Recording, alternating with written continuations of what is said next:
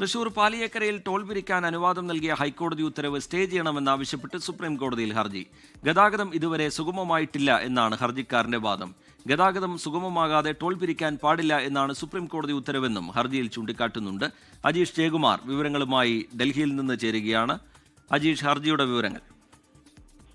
റീജിത്ത്, എന്തായാലും നേരത്തെ ഈ റോഡ് ഗതാഗതം, ദേശീയപാതയിലെ റോഡ് ഗതാഗതം സുഗമമല്ല എന്ന് കാണിച്ചുകൊണ്ട് ആദ്യം ഹൈക്കോടതിയിൽ ഒരു ഹർജി എത്തിയിരുന്നു. ആ ഹർജി പരിഗണിച്ചുകൊണ്ട് ഈ തൃശൂർ പാലിയേക്കര ടോൾ പ്ലാസയിലെ ടോൾ പിരിവ് നിർത്തിവെക്കണമെന്ന് ഹൈക്കോടതി ആദ്യം ഉത്തരവിട്ടിരുന്നു. അതിനെതിരെ ദേശീയപാത അതോറിറ്റി സുപ്രീം കോടതിയിൽ കുറച്ച് മാസങ്ങൾക്ക് മുൻപ് ഹർജി നൽകിയിരുന്നു. പക്ഷേ ഈ ഹൈക്കോടതിയുടെ ഉത്തരവ് ശരിവെച്ചുകൊണ്ട് ഈ ടോൾ പിരിക്കാൻ പാടില്ലെന്ന് സുപ്രീം കോടതി തീരുമാനിക്കുകയായിരുന്നു.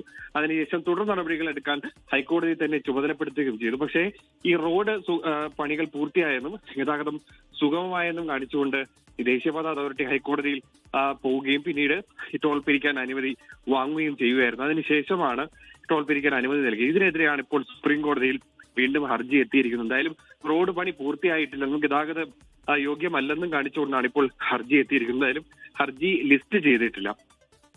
ശരി, അജീഷ് ജയകുമാർ ഡൽഹിയിൽ നിന്ന് വിശദാംശങ്ങൾ പങ്കുവയ്ക്കുകയായിരുന്നു.